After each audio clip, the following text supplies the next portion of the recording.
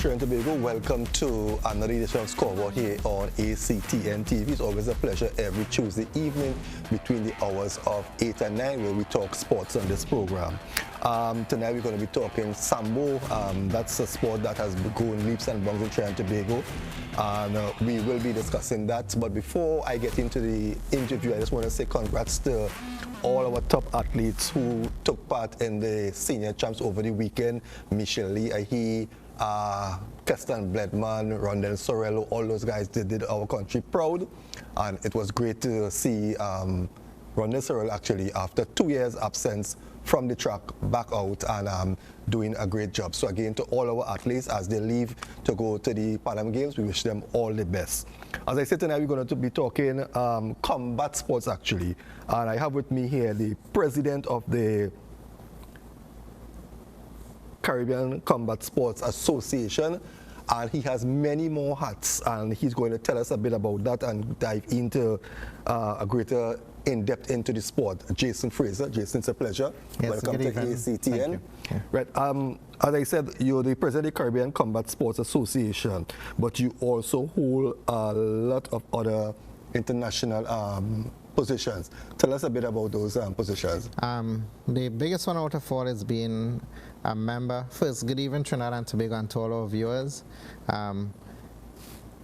The biggest one is the one out of Russia, where I'm the only person from the Western Hemisphere is on the International Development Commission. And I was elected in 2018 when we was in Bulgaria at that Congress. And it was a surprise to me also when I was actually elected unopposed, you know, and all of that came from the work that I've been doing in the Caribbean and Trinidad and Tobago and our success, basically. Was that the same tournament where Karen won a championship? No, that was the event before, yeah. In Russia itself? Yes, that was the event before. But beside being on that commission, I'm also the vice president of the Commonwealth Sambo Association. You know, I always like to say the only black man among all those white people. You know, and I not only stand up for Caribbean people, but also for the African nations. So that also in itself was a success. And just in June at our Pan American Congress, I was also nominated vice president. So at the end of the day, the people outside is appreciating the work that is coming from this part of the world and what we are actually doing. And it's only a testimony of the success that the Sambo Federation and our team has generated over the last 6 years out of Trinidad and Tobago. Let's talk a bit about the association for the past 6 years. Yes. Because I know that we have a lot of our athletes who, well, one in particular, Karen Bourne, he's number 4. He's fourth highest rank in the world in his category. Out of 132. Yes. So let's talk a bit about the 6 years from the inception to now. All right. What was like the challenges for, you know, with you starting up, you know, 6 years ago? Well, 6 years ago, Sambo wasn't, it was a foreign language to the whole Caribbean and the Pan American region. But we thank Dr. Andrew Mershinoff out of Russia, who were looking to bring the sport and to spread the sports within the Caribbean, because FIAS wanted to develop the sport in order for us to become recognized Olympic as an Olympic sport. And that is what was missing, the Pan American region, basically. And we were actually in contact, and he came here, we did our workshop, a Caribbean workshop, and we decided to start the federation. We have generated a lot of interest from then to now. But the 5 athletes who really put Trinidad and Tobago on the map in our first competition, I'll never forget that competition, it was in Cali, Colombia. Trinidad and Tobago won a gold medal through Dwayne Hines. Karen Bourne won silver at that time. Martin Joseph won silver, Josh Wilkins won silver also, and Terran Diaz won bronze. So that was our first outing. But although it was 5 athletes, we won 8 medals because the athletes competed in 2 different categories, which is sports and combat. And after that, that was just the springboard to success, and there was no turning back. But those guys, I always say, is what championed Trinidad and Tobago. And that year, in 2012, I can remember clearly, it was 35 countries, and Trinidad and Tobago placed 4th at that championship. 4th overall, you know, and from there we continue to grow. We have always bring new athletes to the table.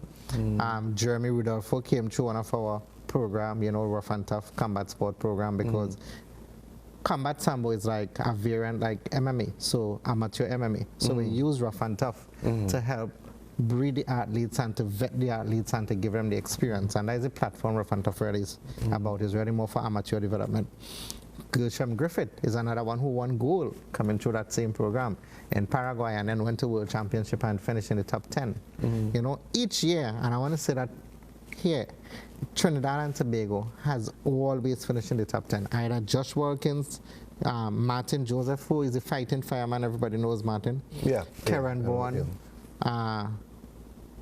Gershom Griffith. So we have always bring athletes through that system. Administrative-wise, we have a very good team, Roger Evelyn and our whole executive. We really toil. But in the beginning, from 2012 to now, we have went through a lot of struggles.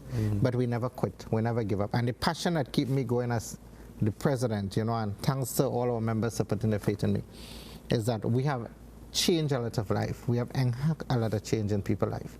And if you could enrich life, and you know, the youths who come out like from YTC and some of the rural areas, for me, that's the greatest success in sport. You know, it's not really the medal, because from 2012 to now, Trinidad and Tobago has won 119 medals through the Commonwealth Game, through the President Cup, at World Championship, Pan American Games. And we haven't been given our due respect. Well, I was not going to ask, mention that to you, because 119 medals in a short period of time. Are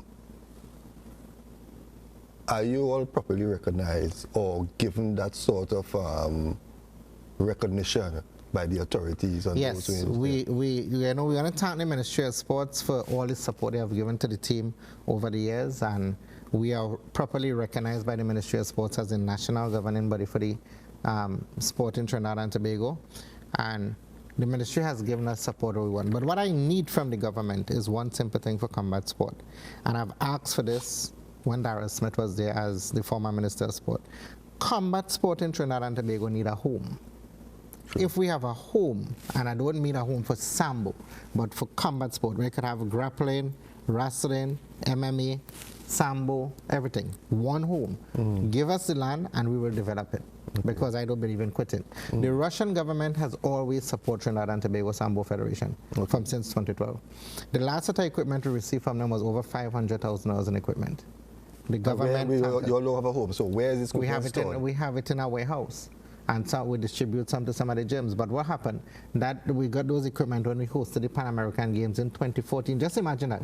From 2012 now, entering the sport and then to win the bid in 2014 to host the Pan American Game. We had to be doing something right. And then there's no turning back after that. But if we have a home that we could actually develop our sport, then trust me, we're going to be breeding a lot of athletes, because Trinidad and Tobago is only the hub. Coming out of Trinidad and Tobago, we were able to start the St. Lucia Federation, the Barbados Federation, the Jamaica, the Antigua, and we're still growing up the islands. So now within the Caribbean, we have about 9 federations. And I'm now given the challenge and the task to ensure that this Caribbean region be developed, and that is my mission, basically.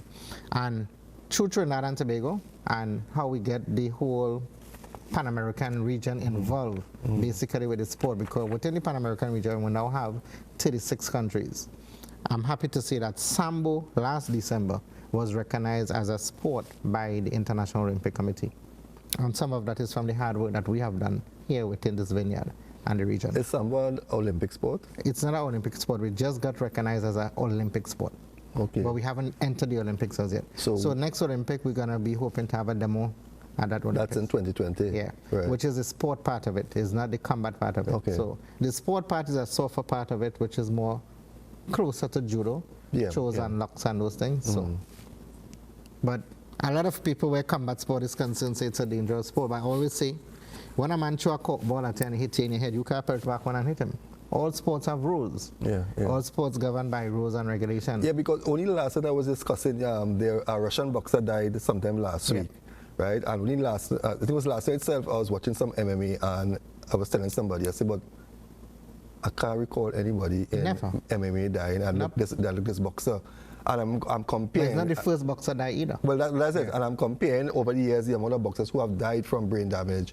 And in MMA, you see some vicious cuts and bust nose and thing, but you haven't heard anybody died as yet. And you see, under combat sport or mixed martial art or everything, I mean, all sport have its rules. And mixed martial art, you have to go through all the rigorous tests. You have to be able to pass your medical, your blood tests, your full works.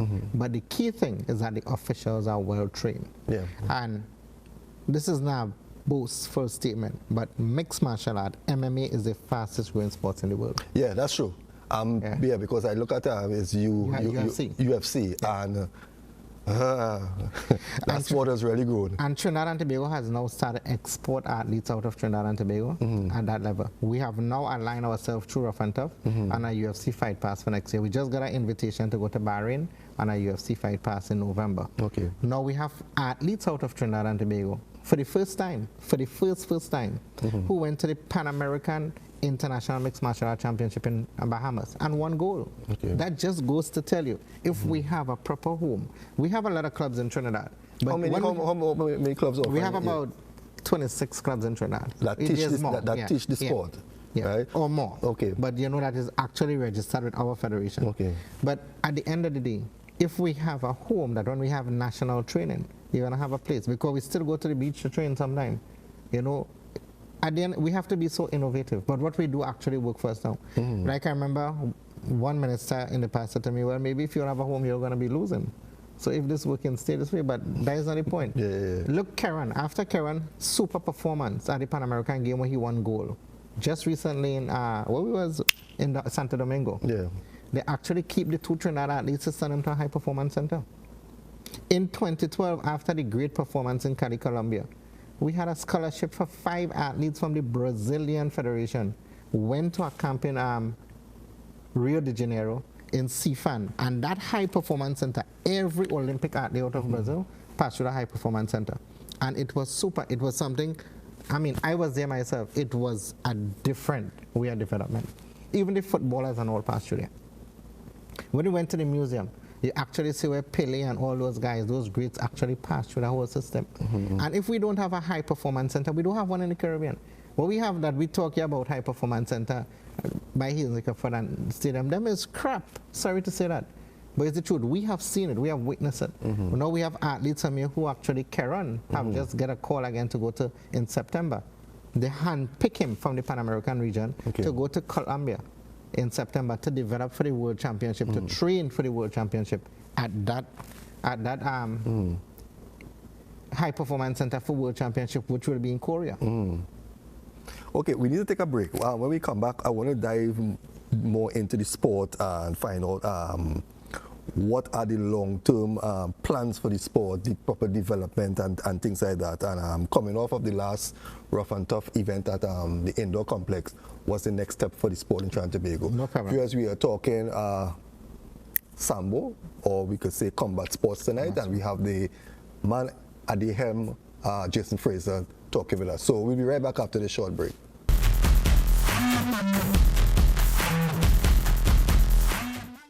You're watching ACTN, The Voice.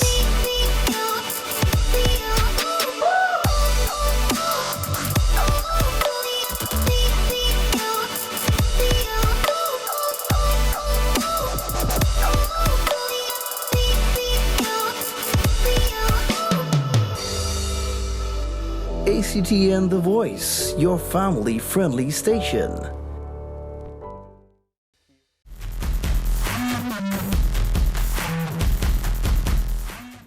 Welcome back, viewers. Welcome back to Scoreboard on ACTN.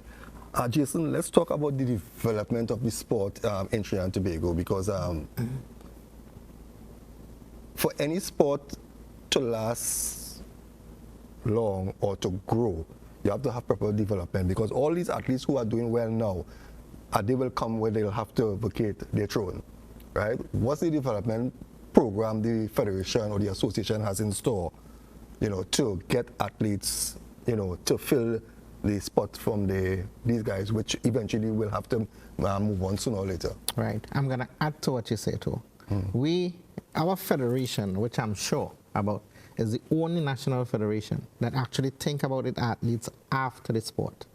Because just like boxing, we had some greats in boxing. Claude Noel, You know, some guys who won some championships and so forth. But after the sport, what happened with them? And, that is happening with a lot of sports. And that happened with a lot of sports. So we believe, as a federation, that we must have a vision. And our vision and mission is to ensure that our athletes are always put first.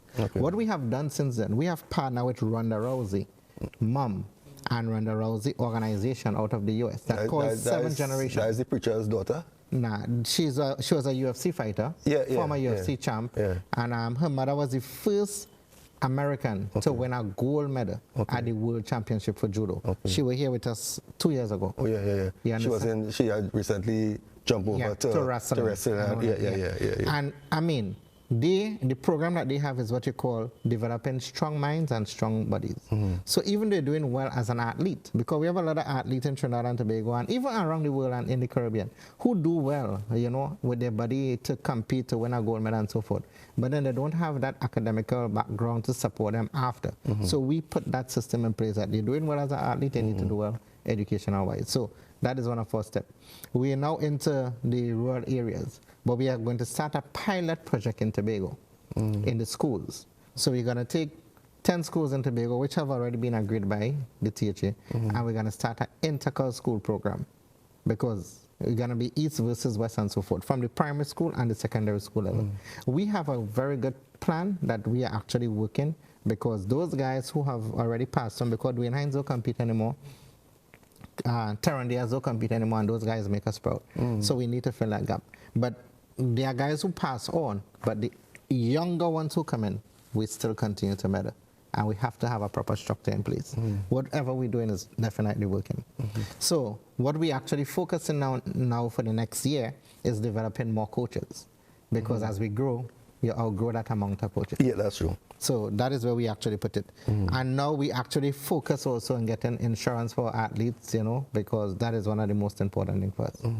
And putting good systems in place to ensure that they are well taken care of. What are you going to be teaching the school children, the Sambo itself? Yes. Now, I want you to explain to the public the difference between Sambo, Judo, and mixed martial arts. Because once somebody here combat sports, they put everything together. Right? And you're dealing with school children, so you have to make sure the parents know it's not going to be a physical, you know, thing, you know. So if you could explain. No problem. Mixed martial art, firstly, mixed martial art is, there's no sport called mixed martial art. Mixed martial art is where judo, an athlete who train in judo, in wrestling, in kickboxing, in boxing, and all come together. And we develop a sport that called mixed martial art. Is an event. Yeah, that's where you see in the cage. That's where it's in the cage. Yeah. So that is where you call mixed martial art. That is on its own. But nobody can teach a mixed martial art. You have to go to do judo, you have to go to do wrestling, you have to go to do boxing, and then you put all together. The better man win in the end, based on the rules and the governance of the sport and the sanctioning and so forth. Judo is a softer part of Sambo. Judo is where you deal with throws, and that is where you get your points and so forth. Sambo is similar to that, because Sambo was once under Fila, and which used to do wrestling and all of that. But Sambo is more, it's a mixture of jiu-jitsu, judo, and wrestling, and throws, and locks and pins and those things. So it's a form of self-defense too. It's self-defense without a weapon. Sambo was developed in the Soviet Union in that war those years ago, and it was for empty hand combat, and that is where it born out of from Russia. It has been around for 70 years, actually, as a sport that they developed it, but it was before that time, at the end of the day. Trust me, we have children from 5 years or even younger taking part in Sambo. So there's not to say that, you know, you're going to come and get a bus mouth or a bus face or so forth. It's basically using your own balance to teach you how to actually defend yourself at the end of the day. And it is in stages. It's just like if you have to do grading. So you can't just come and go straight to the top. You have to pass through a whole system to get to that, in a nutshell. But under the Sambo Federation, where we developed the Rough and Tough League, we developed that for the older athletes to go to compete. So coming out of that, after we actually put it through that at the amateur level, we picked the best athletes who came through that system. So that we could say, you know what, that is what we use as our screening. measure, and it worked for Trinidad and Tobago, and it worked for everyone. Now, as we did that, Jamaica now developing one, Colombia now developing one, Panama now developing one, Mexico. So they actually copycat us, to say, because normally they would have just hold a national championship and is it, but we put you through the actual rigorous. So the pilot project is starting in Tobago. That's the first one you all are trying. That's the first one we're gonna do. Right. When is that? When is that going to come From on board? September. So all right. Okay.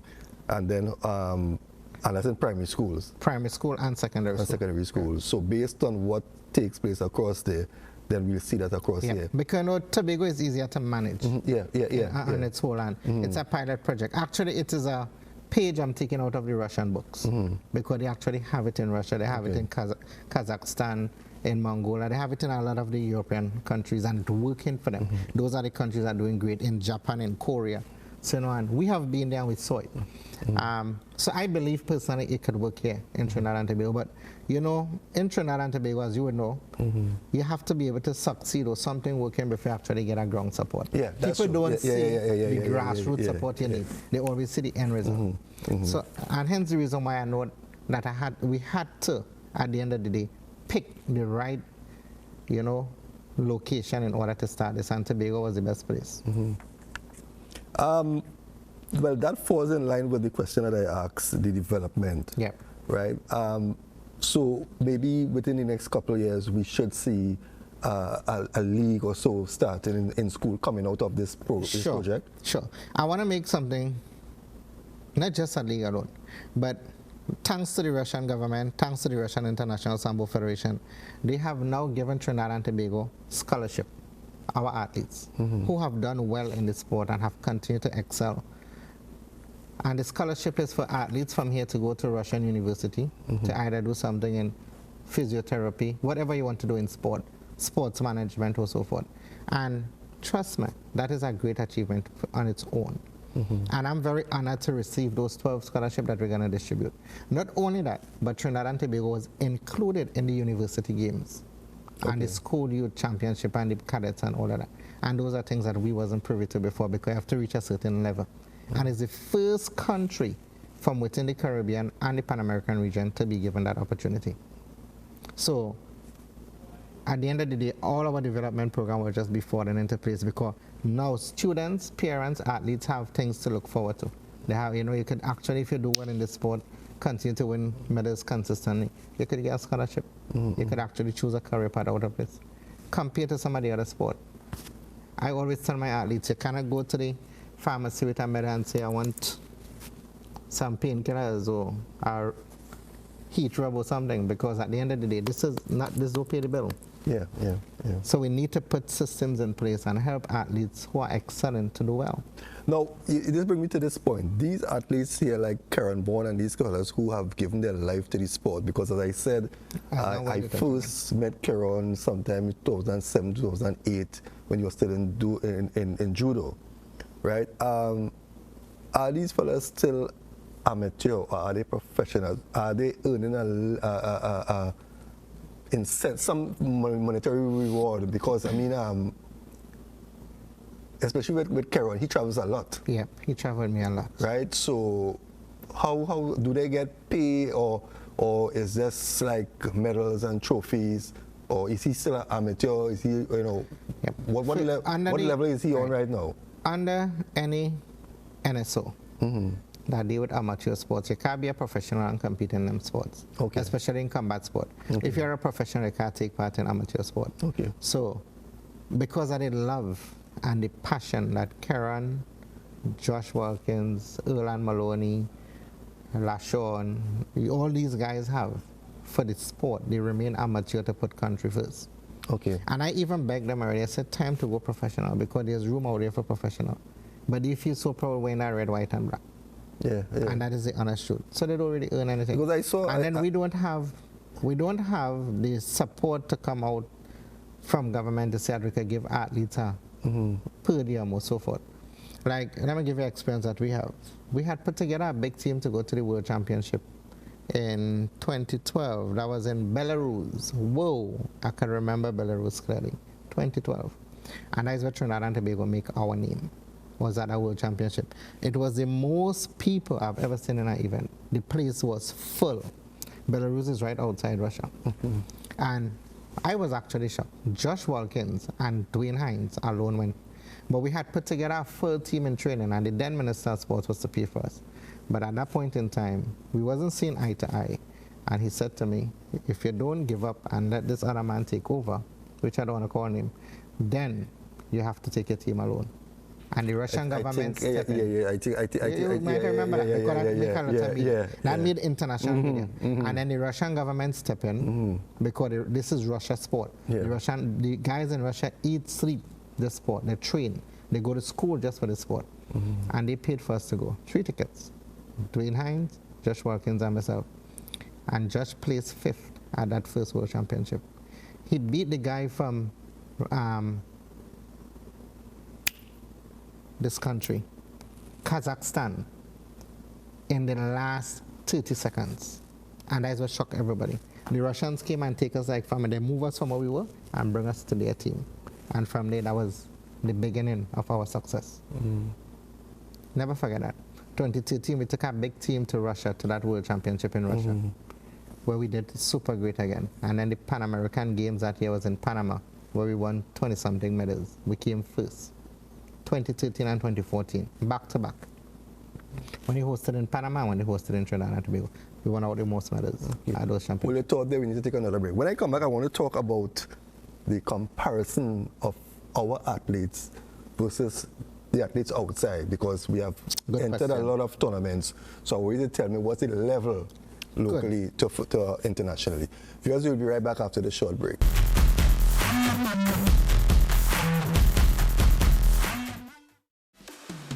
You're watching ACTN, The Voice.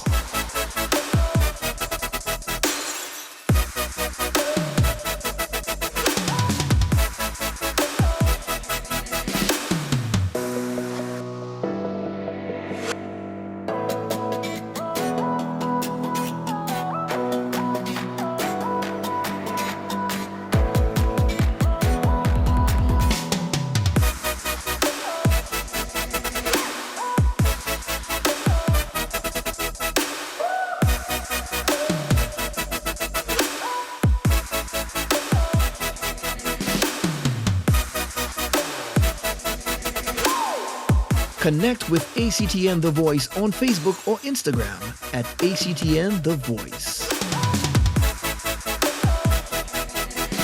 ACTN The Voice, your family-friendly station.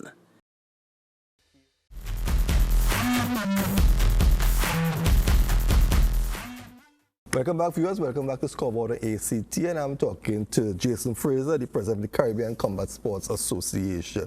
Jason, our athletes has performed brilliantly outside over the last 6 years. You have traveled with all of them, so you are in the best position to tell us where our level is in comparison with the guys outside. Where are we in the sport in comparison with outside? Within the Pan American region and the Caribbean, we're right up there. People always look at, especially in the brackets, oh God, we draw with Trinidad. You know, you know that that's a battle. That is you actually could check yourself as a loss. Our athletes have natural ability, raw natural ability and talent with what we have for preparation. If we have the right structure and mechanism in place in terms of a home, a training facility that all the other international federations have, trust me, and countries, we will do great. Let me tell you something, and let it be noted again, I've seen this for about the 100th time. Trinidad and Tobago never travel with a coach since then to now, because we don't have the funds for it. When you go out there to a World Championship and you see that, you know, all those teams have the massage bed, the physiotherapists, the doctors, the nutrition, everybody. All we just go with is Jason Fraser and whoever athlete we could carry. Because most time, limited for finals. We can't pay for it at the end of the day. But we have continued to put our name and engrave our name on the map. And I always said it, that our federation has been the only federation each time we travel with medal from its existence to now. We have had a reception at the airport we have had welcome, we had promises. By the end of the day, we need to put our athletes first. Our athletes need to be rewarded. A world championship is a world championship in any sport. Yeah. As Pan American game is a Pan American game in any sport. Why we can't be treated with the same equality across the board for sport? And that is what I have been crying for, equality. Because of all my statements in the past, I've been, as one of the most, how to put it, aggressive sport administrator. But it's not for me, it's for my athletes. And if we don't put athletes first and reward athletes, then we're going to lose that product. You're going to die because people are going to be, this don't make sense. What is the purpose? Just to get better? I mean, at the end of the day, I always say we need equality in sport. They invest so much in football. Sorry, but football failing us. They invest so much in other sports and they're failing us. True. But combat sport has always been up there on the table. And I'm bashing no sport. Yeah, yeah. But if we need, it is time that our government govern sport and change the sports policy and start to govern it or add to the new sports policy a tier system. But we're still waiting on the sports policy that was supposed to be implemented. Yeah, well, Darrell did a great job in bringing it where it is for today, and I fully support that, Darrell was doing a super job, even with the Combat Sports Commission that was to come on board. But at the end of the day, if you don't take the stakeholders and put them inside there to actually help you build that, it's not going to work. And I personally believe that. And I personally believe that I see it happening in Australia, I see it happening in Morocco, I see it happening in the UK. They use a tier system based on the national federation. Whoever making the country proud, those are the federation that will be having the support. You have to come up there. You can have federations who have athletes going out there at any championship, and they're doing well and still can't be rewarded for it. That's madness at the end of the day. But as I said, we have athletes who are just pure passion, and they continue to do it. But I believe that one day good sense will prevail. But quitting is not an option. Have you revisited the government in connection with or the Ministry of Sport about the home for the sport? Yes, I've always talked about it, I've write about it and so forth, but at the end of the day, what is Sambo to them? What is the sport? But somebody's going to hear. Nothing happened before your time. And I always believe that. We just have to keep tapping away, continue performing, continue engraving our name with success, because you can't stop the rain from falling.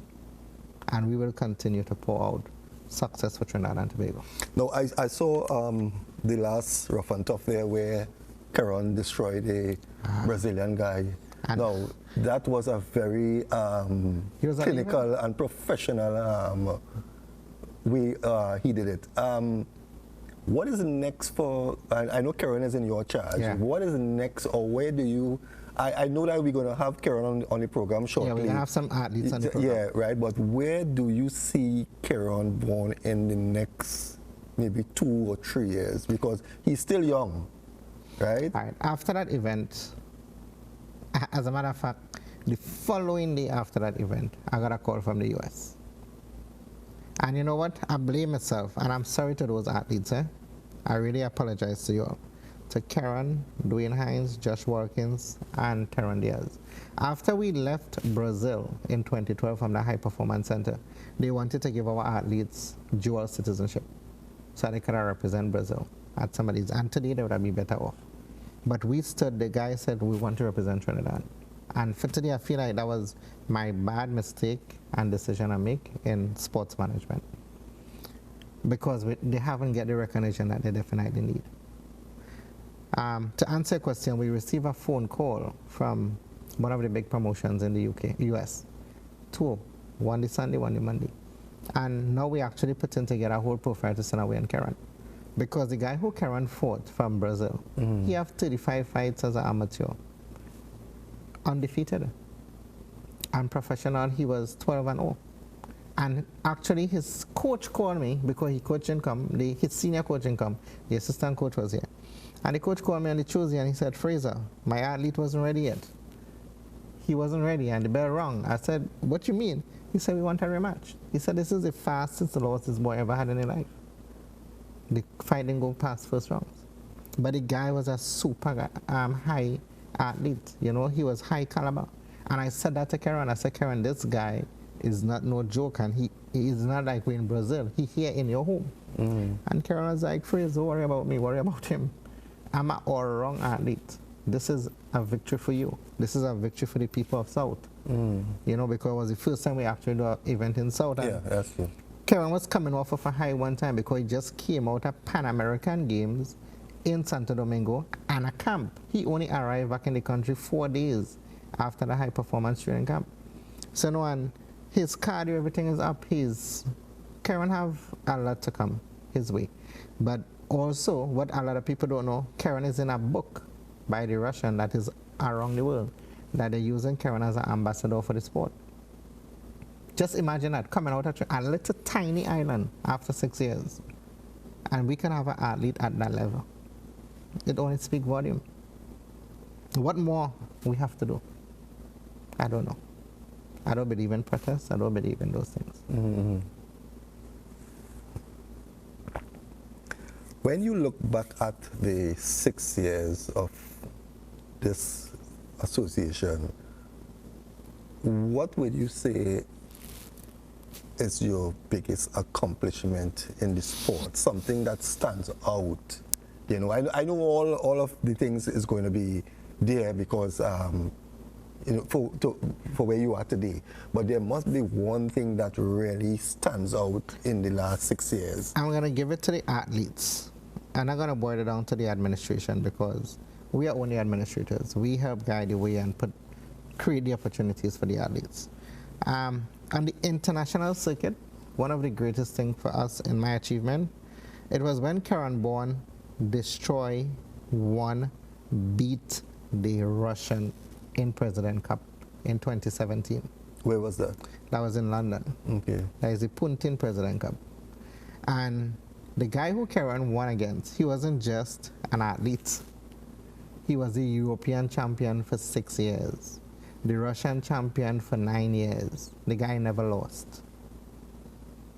He was the world champion for 5 years prior to that. And Karen beat that guy at 9-0 was the score. The whole place got quiet. The whole place. I can never forget that. But before that, it's all about belief and self-belief. Because I remember before when Karen reached the finals, I said to him, Karen is who want this more, you know. At the end of the day, he's a human just like you. Is who want this more. And I'm not lying to you. Karen walked that facility back and forth like this about 100 times. And all you hear Karen saying, everybody thought he was going mad. I win in this. This is mine. I'm beating him. I win in this. This is mine.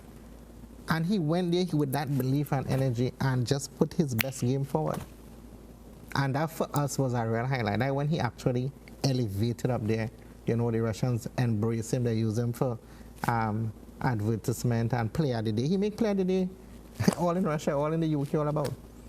You know, and for me, that was one of our greatest, you know, actually getting our name engraved out there at that level through an athlete at the end of the day. On a personal scale, I wasn't expecting, coming from a small, tiny island like Trinidad and Tobago, to ever be sitting on any one of those executives and then being the only West Indian on the World Development Commission. When I go there, as I said, people, I'm the only Rasta man sitting inside our whole place with all these white foreigners from all over. And then, you know, to actually bridge the gap with language barrier most of the time, there's also be a challenge. But how do you manage with so many different portfolios? How do you? They all interlink because under Sambo is 3 or 4, basically. And then it's combat sport on a whole. All is combat sport. Under the MMA, it's the same structure that you use basically. It's all about development. And for me, it's not about Trinidad and Tobago. I am for the region from day one. So if we go to an event and Cuba is given a raw deal, I'll stop the whole event. I'll go on the matter, you know, this is wrong. You have the authority. Yes, no, to do that. Before it wasn't. But I remember when we went to Japan in 2014 and we protested in Japan. We actually protested, and when I started that protest there, the whole place, all the athletes from the European, the Asian, the African protested with us. Because they gave Karen Bourne that year, I'll never forget it, a raw deal. Not Karen, Joshua Alken, a raw deal.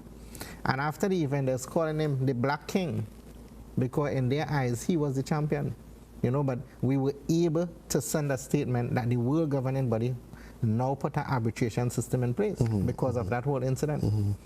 Not only that, for us, our success didn't come easy. It had times we sleep in the airport, in London, in the US, because we didn't have enough funding to even pay for an in-transit hotel. Okay. Our successes didn't come easy. It came with a lot of blood, sweat, and sacrifice. And one of the things that we always battle against, though, is climatizing. Most time we reach our event is like 12 hours before it starts, or 5 hours or so forth. It's to actually reach as those other countries and enjoy the place before, get your athletes rested, get a massage, you know, get accustomed to the food and that kind of thing. Yeah. So it has always been a great challenge for us, but we never quit. We went there with one purpose, and even though if it's 1 minute, we're coming home with it, or to be in the top 10. Okay.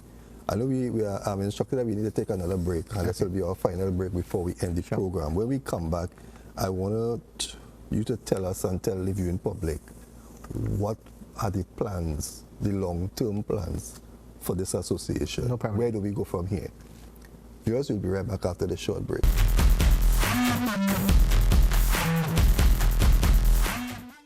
You're watching ACTN, The Voice.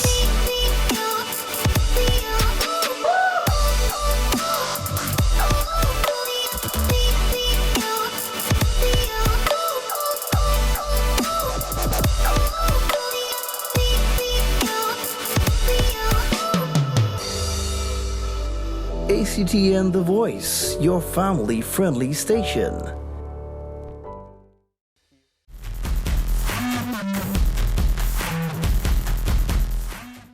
Welcome back, viewers. Welcome back to Scoreboard on ACTN. I'm talking with Jason Fraser. Jason, we're into the last segment, so you need to pack it with all the information that we need to get. Sure. Well, now as you sit here now, how much more time do you have as president? How long is your term? My term ends, I was just re-elected again, so my term ends in 2021. 2021. Yeah, but I'm hoping that after 2021, the baton could be passed on to somebody else, because I'm thinking international now. All right. Yep. What would you like, when that 2021 reach, where would you like to leave the sport? Well, not directly leave the sport because you'll be going internationally, but locally, where would you like to? Locally, I would like us to actually be able to penetrate at least 70% of the schools in the country, because that's where the athletes are, and some of the rural communities. Because some of the greater athletes that we have come from those rural communities, that is one. Two, I would like to see us at least get approval for a piece of land, at least a piece of land where we could start to build our own home.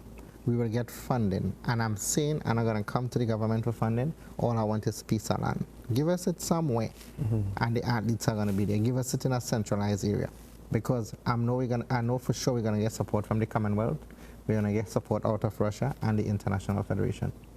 All we need is that, and that is one of my vision that I have for Trinidad and Tobago on a whole.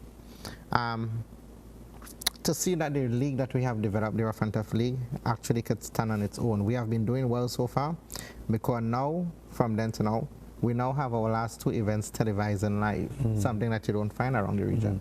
And that in itself is a success. So in that way, we actually popularize the sports some more. The sports are going to become a household name, because what we do is also grappling in the afternoon. We do some full contact. Grappling for the youths from age 5 and up that we usually have. And those youths is the future of tomorrow. You wouldn't believe the kind of ability we have with those youngsters. Grappling, full contact, combat sambo, sports sambo, we have all those things in the day. In the night, what we're gonna actually now start to do on the following day for what's gonna come next, we wanna start a beach wrestling league, which is for wrestling on its own, Olympic wrestling, and also sambo, beach wrestling. We just took part in beach wrestling in Dominica, and it was super. It is a super sport. I'm going to send you some photos and videos of that too.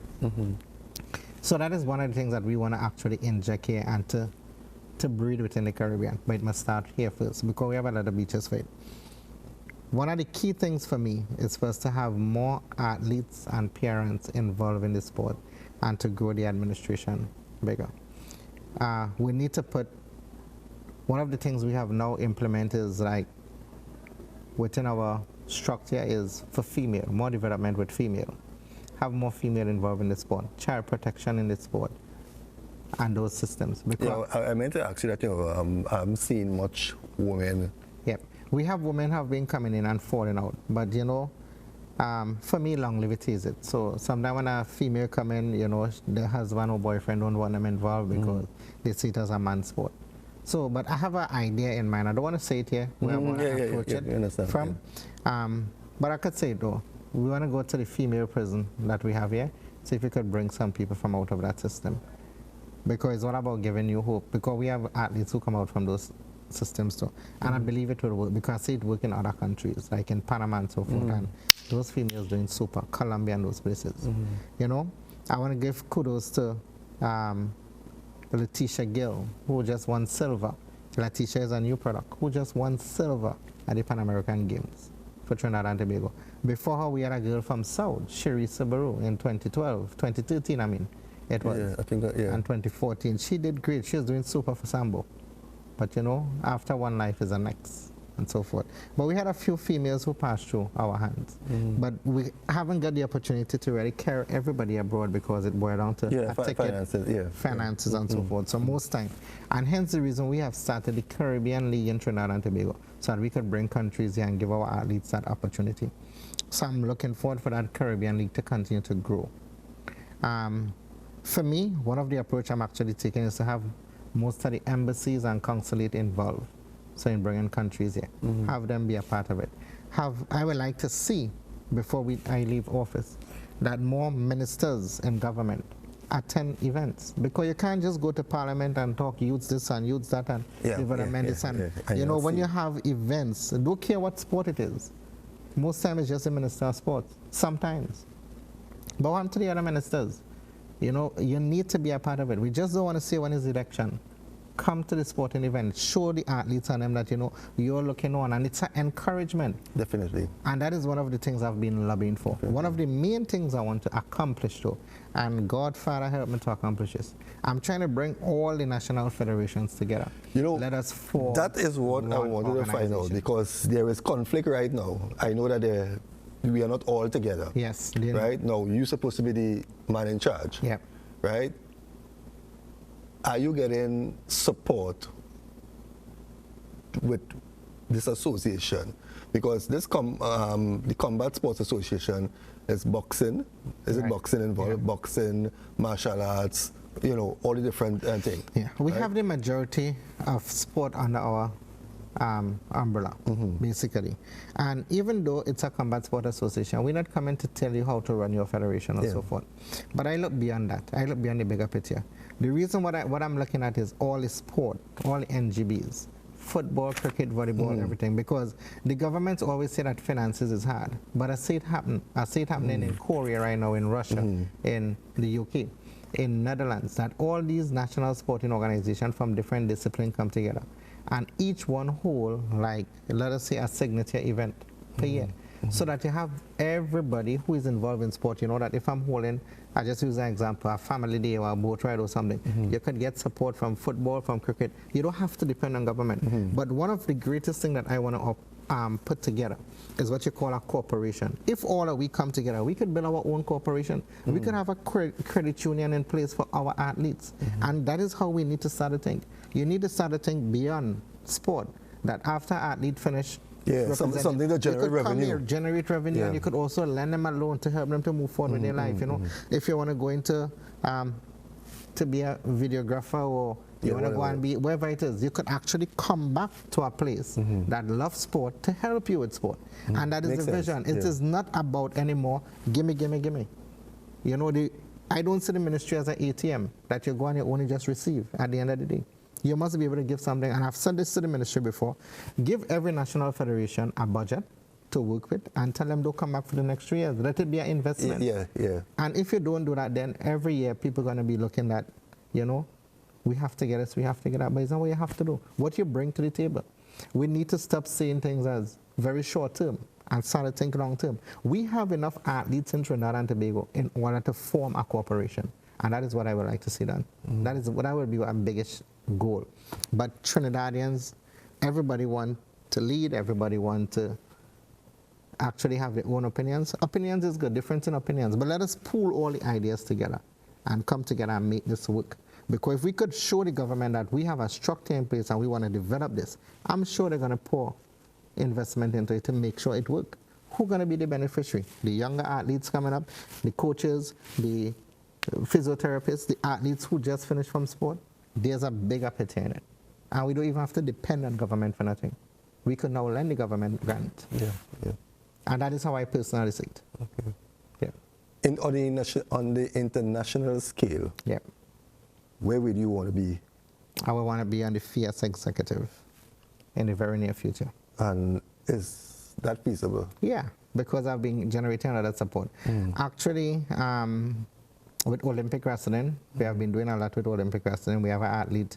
We have been scouting our athletes out of the US and Canada and so forth. We have been doing well there. But for me, if you really want to make change and include the Caribbean people, you have to be at the top. Okay. I'm doing a wonderful job right now, just being on the Development Commission, because now for the President Cup coming up in September, we have President Cup in Ireland. I'm now trying to take a mixed Caribbean team instead of a team from Trinidad and Tobago. Yeah.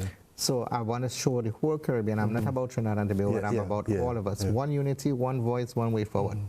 Then we have World Championship in Korea.